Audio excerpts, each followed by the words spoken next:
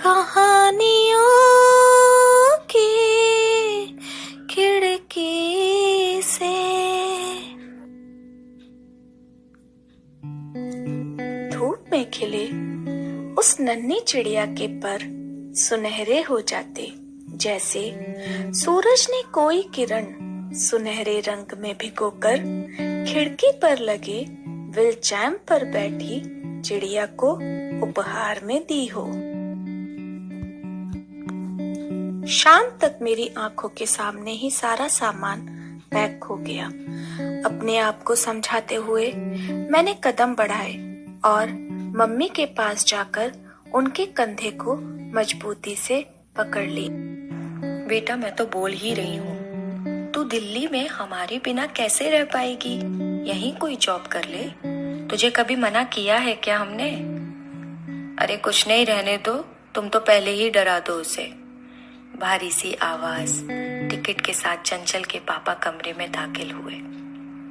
अरे भाई, तुम आराम से जाओ बेटा, ऐसे ही तो अपने पैरों पे खड़ी होगी। ये तुम्हारा टिकट और ताऊजी को मैं बता दूंगा। थोड़ी घबराहट तो मन में थी, लेकिन उससे ज्यादा थी खुशी। रात को सभी खाने के टेबल पर बैठे खाना खा रहे थे कि तभी पापा, मैं तो कहता हूँ आप ताऊजी को फोन कर ही दो, दीदी अकेले मैनेज नहीं कर पाएंगी। सागर ने अपनी प्लेट से खाने का कौर उठाते हुए कहा। वैसे भी दीदी का अकेले रहना सेफ होगा। पापा, इस बारे में हम पहले भी बात कर चुके हैं। मैं अपनी सहेली के साथ ही रहूंगी, ताऊजी के यहाँ नहीं।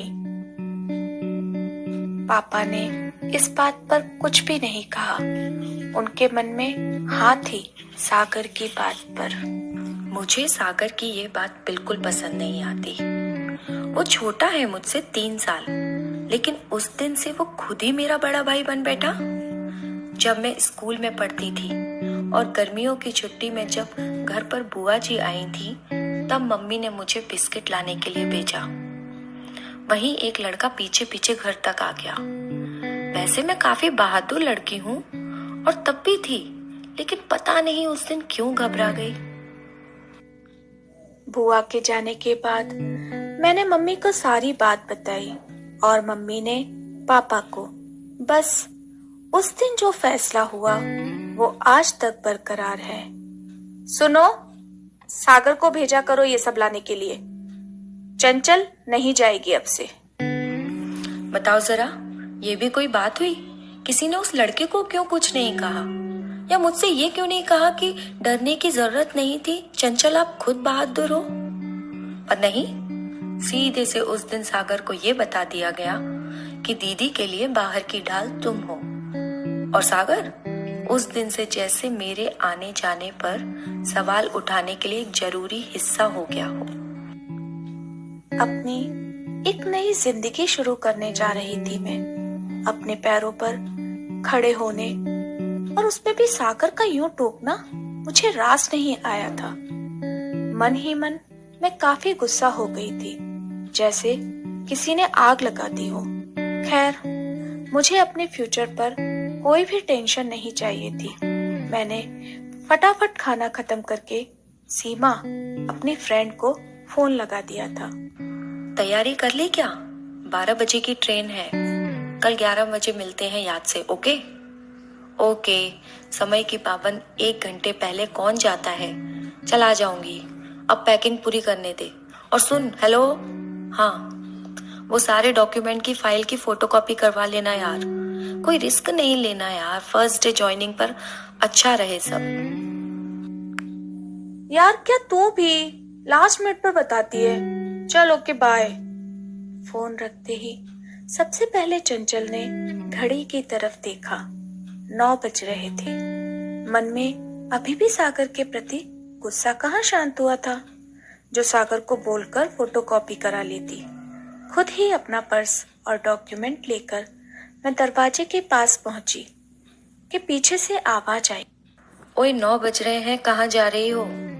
चंचल ने बिना पीछे मुड़े देखे ही चिल्ला दिया। सागर, तुम चुप रहोगे जरा? जब देखो तब दरवाजा पटक कर मैं अक्सर हमारे आसपास के लोगों को समझाने सुधारने की बजाय हम लड़कियों की सुरक्षा का किला क्यों बनाने लगते हैं। बस मैं सीधा स्टेशनरी की दुकान पर पहुंच गई और सारा काम निपटा कर निकल ही रही थी कि बारिश शुरू हो गई। अगस्त की बारिश और रात के 9:30 बज रहे थे। कभी कभी हम लड़कियां जब सुनसान और अंधेरा ऐसे सिचुएशन देखती हैं तो मन में सबसे पहले यही ख्याल आता है कि यार पापा से या भाई से ही करा लेती काम, या उन्हें साथ ही ले आती। अरे यार कोई कहीं प्रॉब्लम तो नहीं हो जाएगी। मैं थोड़ी देर दुकान के बाहर ही खड़ी रही। 9:30 से अब 10:15 हो चुके थे। फोन भी लाना भूल गई थी। क्या करें, मुझे भी न जाने क्या आग लगी थी। अब तो पापा पक्का मुझे ताऊजी के यहाँ ही भेज देंगे। ज्यादा टाइम हो और इससे पहले पापा लेने आ जाए। मैंने सारे डॉक्यूमेंट पॉलिथीन बैग में रखे और सीधा घर के लिए चली गई। मन ही मन यही ख्याल आ रहे थे कि सागर जरूर पापा को भड़का देगा, क्योंकि लड़कियों के प्रति भरोसे से ज्यादा जगह डर को दे दी जाती है।